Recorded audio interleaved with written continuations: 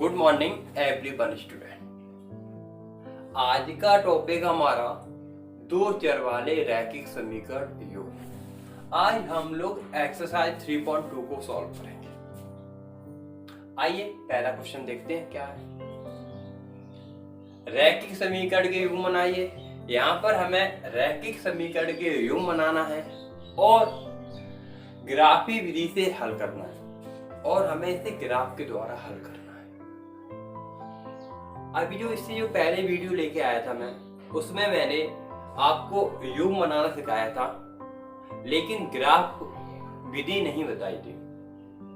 आपको इस वीडियो में हम आपको ग्राफ विधि बताएंगे, तो सभी छात्र इस वीडियो को ध्यान से समझें। और जो 3.1 एक्सरसाइज है ना, उसमें सभी क्वेश्चनों में ग्राफ बनाएंगे फिर। ओके, सबसे पहले आप सीखते हैं ग्राफ बनाना, किस प्रकार से हम ग्राफ बनाते हैं। आइए क्वेश्चन नंबर पहला देखते हैं क्या है। कक्षा 10th के 10 विद्यार्थियों ने एक गणित की पहेली प्रतियोगिता में भाग लिया। यदि लड़कियों की संख्या लड़कों की संख्या से 4 अधिक हो तो प्रतियोगिता में भाग लिए लड़कों और लड़कियों की संख्या ज्ञात करो। हमें यहाँ पर लड़कों और लड़कियों की संख्या को ज्ञात करना है। आइए किस प्रकार से ज्ञात करते हैं देखते हैं। सबसे पहले आप क्या पढ़ रहे हो, चैप्टर का नाम क्या है? दो चर वाले रैखिक समीकरण। अब इसमें दो चर होंगे, आप दो चर कोई भी मान सकते हो। पहला x मान लोगे, दूसरा y। अब यहाँ पर आप देखिए, एक तो हमारे पास लड़के हैं और एक हमारे पास क्या है, लड़कियां हैं। तुम दोनों को मान लेते हैं। आप लोगों को क्या याद करना है? लड़के और लड़कियों की संख्याओं को। समझ रहे हो ना? तो हम इसी को मान लेते हैं। तो यहाँ पर लिखोगे माना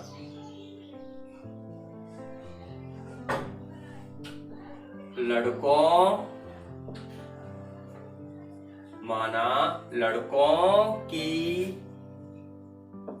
संख्या बराबर x। मैंने यहां पर मान लिया, माना लड़कों की संख्या बराबर x। समझ रहे हो ना? और लड़कियों की संख्या को मैं y मान लेता हूं। लड़कियों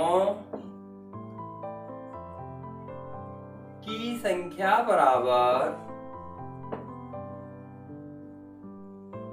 भाई, क्योंकि हम आपको दो चर वाले रैखिक समीकरण पढ़ा रहे हैं, तो लड़कों की संख्या को x माना और लड़कियों की संख्या को y माना। हमारे पास दो चर भी हो गए।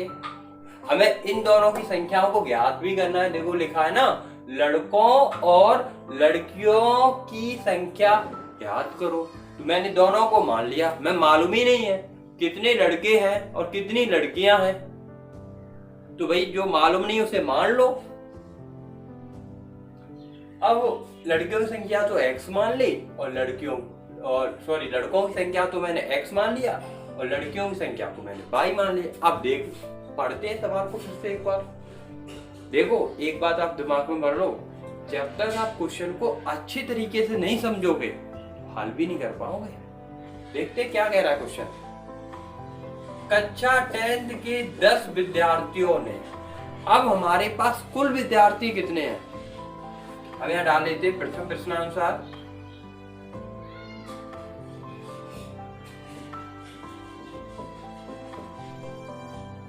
अब आपके पास कुल विद्यार्थी कितने हैं आप बताइए।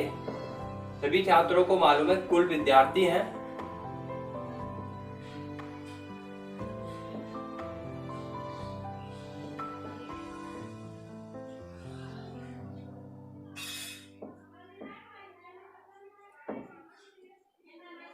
आपके पास कुल विद्यार्थी कितने हैं? 10 है ना? बोल रहा है, देखो 10 विद्यार्थियों ने। आपके पास कुल विद्यार्थी कितने हैं? 10 हैं। विद्यार्थी में कौन कौन है? एक तो लड़के हैं और एक लड़कियां हैं। भाई कुल विद्यार्थी 10 हैं। अब 10 में कौन कौन है? मैंने कहा हमारे पास 10 हैं, विद्यार्थी। तो उसमें कौन है, लड़के और लड़कियां हैं, क्योंकि लड़के और लड़कियां ही तो ली गई हैं। तो यहाँ पर कुल विद्यार्थी में एक तो हुआ लड़का, लड़कों की संख्या कितनी है x, और क्या है लड़के।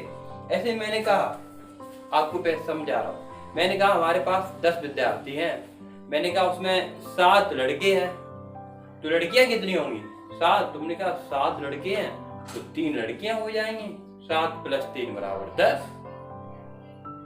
मैंने कहा, आपने कहा सर 4 लड़के हैं, तो आप बोलो सर लड़कियां तो 6 होंगी, 4 + 6 = 10।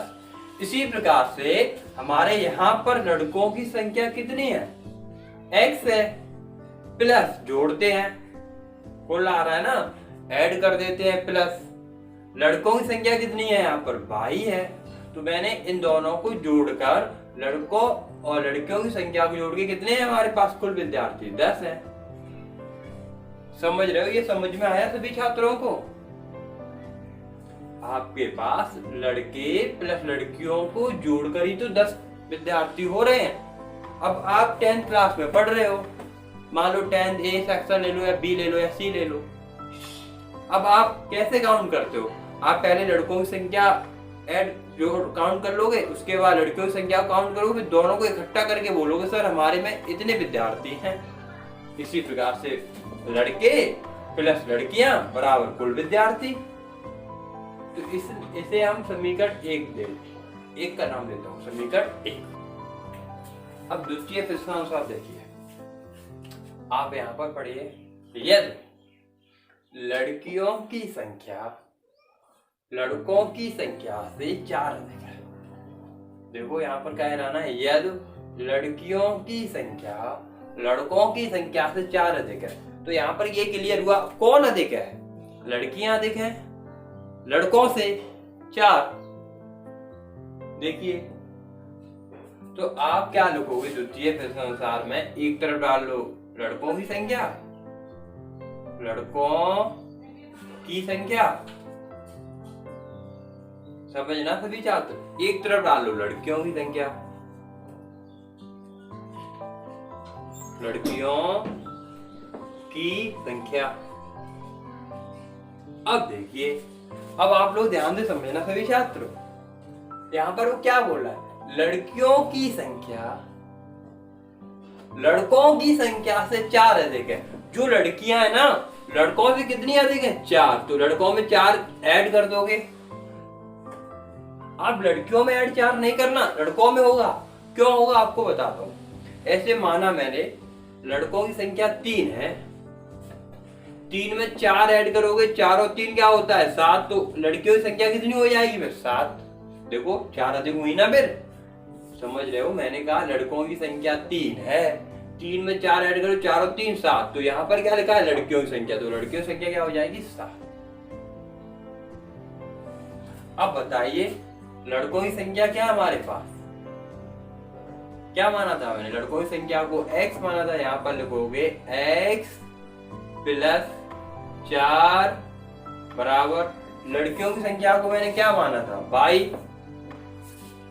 अब x y वाले एक तरफ करते हैं ना, तो y को इधर लाओ, तो यहाँ पर हो जाएगा x, वो y इधर लाओगे तो माइनस का y हो जाएगा, प्लस के 4 है, बराबर को इधर ले जाओगे तो माइनस का 4।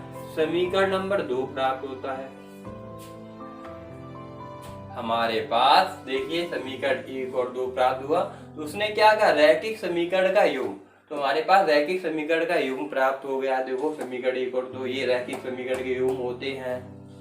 अब हमें इसे ग्राफ विधि से हल करना है, तो यहाँ पर ग्राफ विधि देखिए, ओके, ग्राफ ही है विधि, तो किस प्रकार से हम हल करते हैं। तो ग्राफ विधि के लिए हम समीकरण 1 का सारणी बना लोगे और समीकरण 2 का। तो पहले समीकरण 1 का सारणी बनाते हैं, तो यहाँ पर लिखोगे समीकरण 1 का सारणी। देखिए समीकरण 1 का सारणी क्या होगा, तो देख यहाँ पर सभी छात्र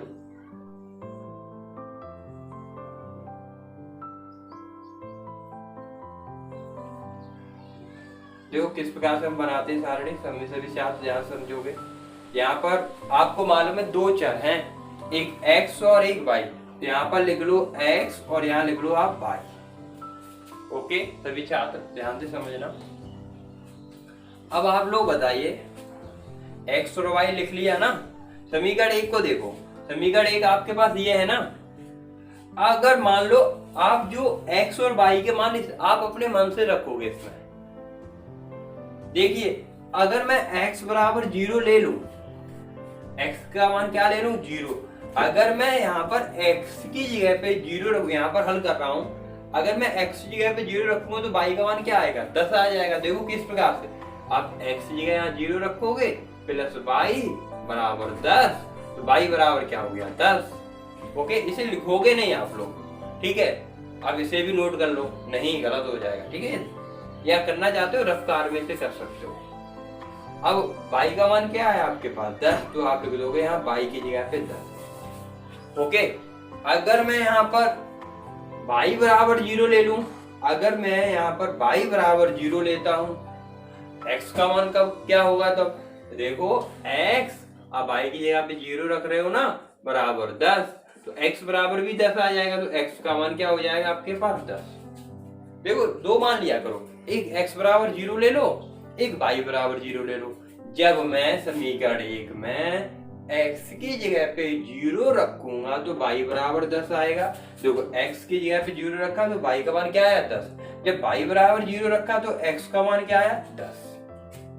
ओके, अब आगे देखो, अब समीकरण एक का सारणी कंप्लीट हो गया। इसी प्रकार से समीकरण दो का सारणी बनाते हैं। यहाँ पर लिख लोगे समीकरण दो का सारणी। अब किस प्रकार से है, तो आप यहाँ पर x के दो मान निकालोगे। देखो हमारे पास x के दो मान है और y के भी दो मान आएंगे। इसी प्रकार यहाँ पर भी हम x के दो मान निकालेंगे। देखिए यहाँ पर सभी छात्र,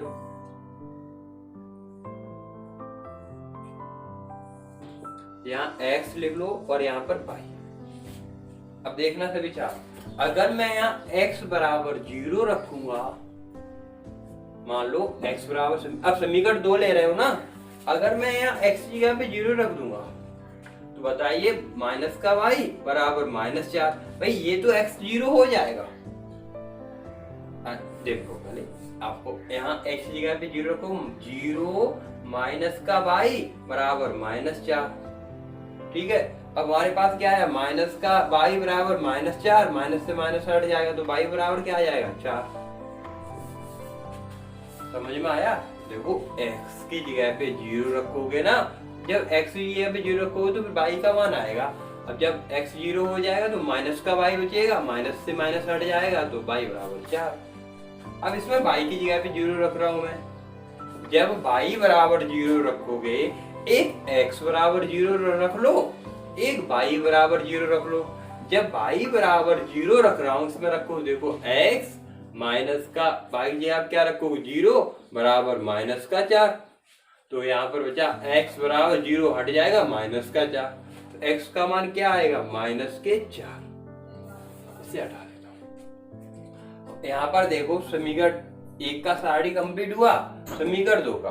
तो ग्राफ विधि से हल करने के लिए पहले सारणी बनाना पड़ता है। तो सारणी बनाने के लिए सबसे पहले आप x बराबर 0 रखो तो y का मान आएगा, फिर y बराबर 0 रखोगे तो x का मान आएगा।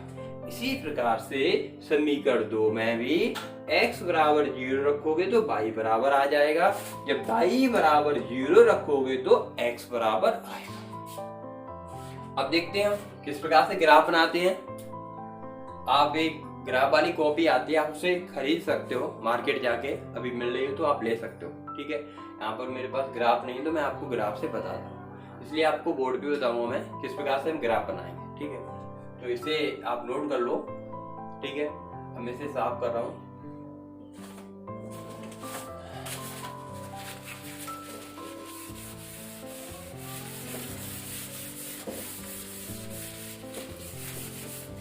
देखो एक ग्राफ वाली कॉपी आएगी तो आप उस पर दो अक्ष बनाओगे, एक x अक्ष होगा, एक y अक्ष, इस प्रकार से बना लोगे। देखिए सभी छात्र,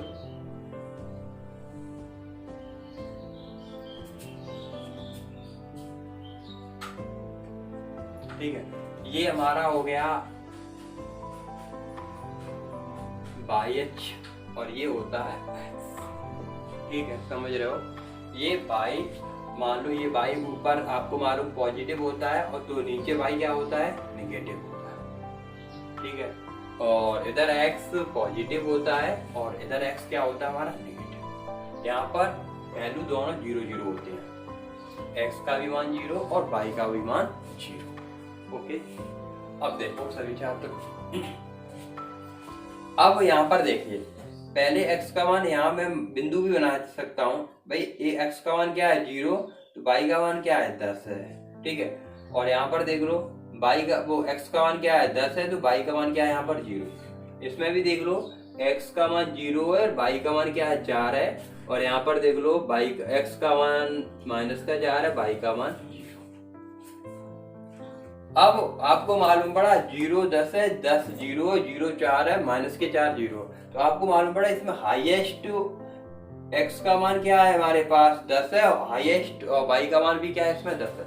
तो आप यहाँ पर 10 लाइनें खींचोगे इस प्रकार से, देखिए 1 2 3 4 5 6 7 8 9 10 और भी 11 12, जितना करना चाहते हो कर लो।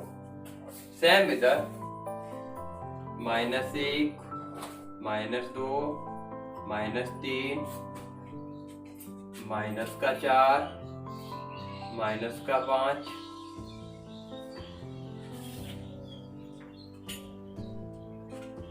इस प्रकार से और भी आगे तक बढ़ा लोगे, -10 तक कर देना, ठीक है।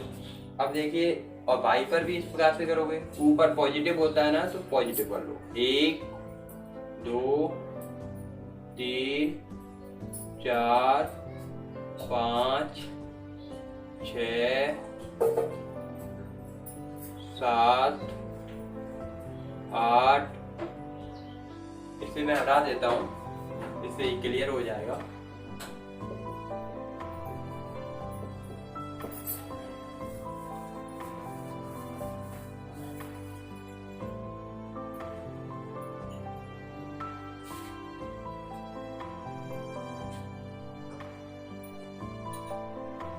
देखो 1 2 3 4 5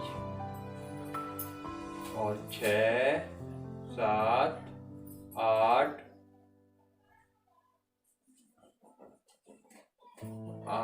और 1 9 10, यहाँ डाल लो आप y, पॉजिटिव y होता है ना। सेम नीचे भी करोगे इसी प्रकार से, -1 -2 -3 -4 -5 -6 और भी उड़ा लोगे। यहाँ पर y निगेटिव होता है।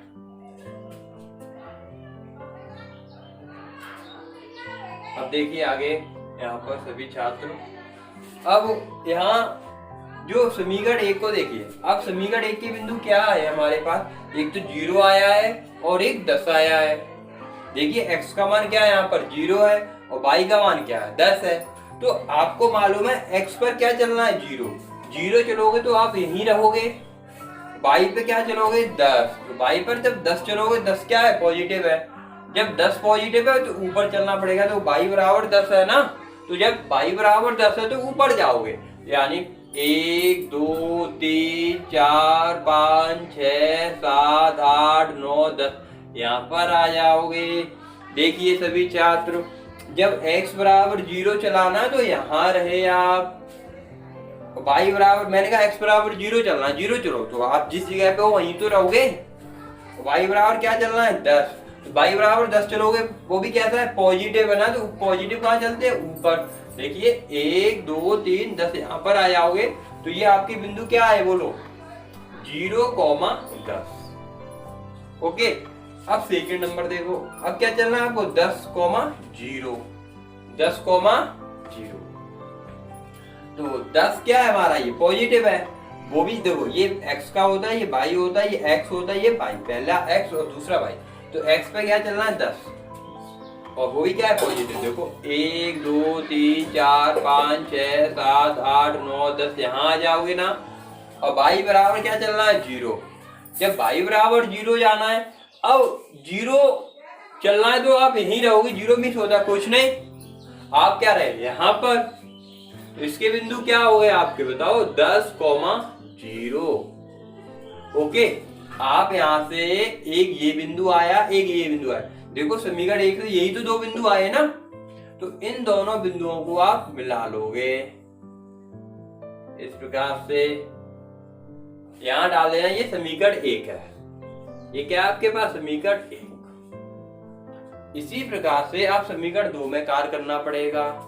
अब समीकरण 2 को देखिए, अब आपको मालूम एक बिंदु है 0, एक बिंदु क्या 4, पहला x का दूसरा y का। देखो पहला x चर है ना, दूसरा क्या है y चर, तो पहला x और दूसरा y। भाई x पे कितना चलना है 0, 0 चलोगे तो यहां पर ही रहोगे। y पे क्या चलोगे 4, 4 कैसा है पॉजिटिव, तो पॉजिटिव ऊपर चलते हैं ना, यहां आ जाओगे। ऐसे मान लो यहाँ पर x और y पे दोनों पे चलना पड़ता है। मैंने कहा x पर 0 चलो, मैं यहाँ पर सपोर्ट कर खड़ा हूँ। जब x पे 0 चलूंगा, 0 में क्या होता है कुछ नहीं, तो वहीं पर रहोगे। अब मैंने कहा x पे 0 चल लिया, y पे 4 चलना है। जब y पे 4 जाओगे, वो भी क्या है पॉजिटिव, तो ऊपर चलोगे तो 1 2 3 4 यहाँ आ गया ना। तो ये बिंदु हमारा क्या हो जाएगा बताओ 0,4। समीकरण 2 की बात कर रहा हूं। अब आ जाओ, और बिंदु क्या दिया है -4,0। अब ये 4 क्या है निगेटिव, माइनस का है, तो x की तरफ यहाँ पर इधर चलोगे ना, ये माइनस का है ना, तो हमें कहां चलना पड़ेगा पीछे की ओर। क्यों, क्योंकि ये माइनस का है, x अक्ष पर पीछे की ओर चलोगे, क्योंकि ये किसका है माइनस। तो यानी 1 2 3 4 यहां आ गए आप लोग। ओके, अब यहाँ पर आ गए हो, और y पे क्या चलना है 0, 0 मिस होता है कुछ नहीं, तो यहां ही रहोगे ना। तो एक बिंदु ये हो गया हमारा क्या -4,0। इस बिंदु,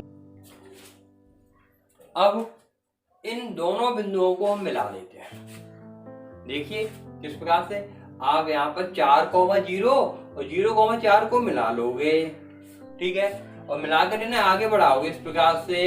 जो समीकरण 2 है, समीकरण 1 है ना, उसे प्रच्छेदित करेगा। इसे बढ़ा के इस समीकरण का नाम दे दूंगा समीकरण 2। समीकरण 2, ये समीकरण 1 की रेखा हो गई और ये समीकरण 2 की रेखा हो गई। अब आप लोग यहाँ पर देख रहे हो ना, समीकरण 1 और से सीधा करके मिलाओगे इस प्रकार से। अब यहाँ पर देख रहे हो ना, समीकरण 1 और समीकरण 2 एक जगह प्रच्छेदित कर रहे हैं। देखो यहाँ पर, देखो समीकरण 1 है ना और समीकरण 2 एक जगह प्रच्छेदित कर रहे हैं ना, ये इसके हल कहलाते हैं। समझ रहे हो, ये इसके क्या कहलाएंगे हल।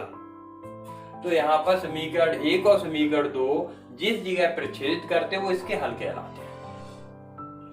अब यहाँ से आप क्या करोगे, अब यहाँ पर मैं x और y का मान ज्ञात करना है, लड़के और लड़कियों की संख्या को ज्ञात करना है। तो यहाँ से आप क्या करोगे, एक यहाँ से क्लियर लिख रहा हूं मैं 7। यहाँ से आप एक x, जहां समीकरण 1 और समीकरण 2 काटते हैं ना, वहां से हम x अक्ष पर एक लंब डालते हैं और एक y अक्ष पर लंब डालते हैं। तो आप लोग यहाँ से एक x अक्ष पर लंब डाल लोगे, ठीक है सभी छात्र, और एक y अक्ष पर लंब डालोगे। हम क्या करेंगे, जहां समीकरण 1 और 2 प्रच्छेदित करते हो वहां से एक x अक्ष पर लंब डालते हैं और एक y अक्ष पर लंब डालते हैं। तो आप लोग देख रहे हो x अक्ष पर डाला गया लंब क्या है हमारा 3 पे आ रहा है, और एक y अक्ष पर डाला गया लंब किस पे आया, यहाँ पर लिख रहा हूँ 7 पे आया। तो यहाँ पर x बराबर होगा 3, क्योंकि यहाँ 3 को मिल रहा है ना, और देखो यहाँ से डाला गया लंब y बराबर क्या होगा फिर 7। तो हमारे इस प्रकार से x और y के मान ज्ञात होते हैं। आप इसे नोट कर लो, x बराबर था लड़कों की संख्या, y बराबर था लड़कियों की संख्या। तो यहाँ पर लड़कों की संख्या 3 होगी और लड़कियों की संख्या 7 होगी। और देखो 7 और 3 10। ठीक है, अब इसे नोट करो सभी छात्र।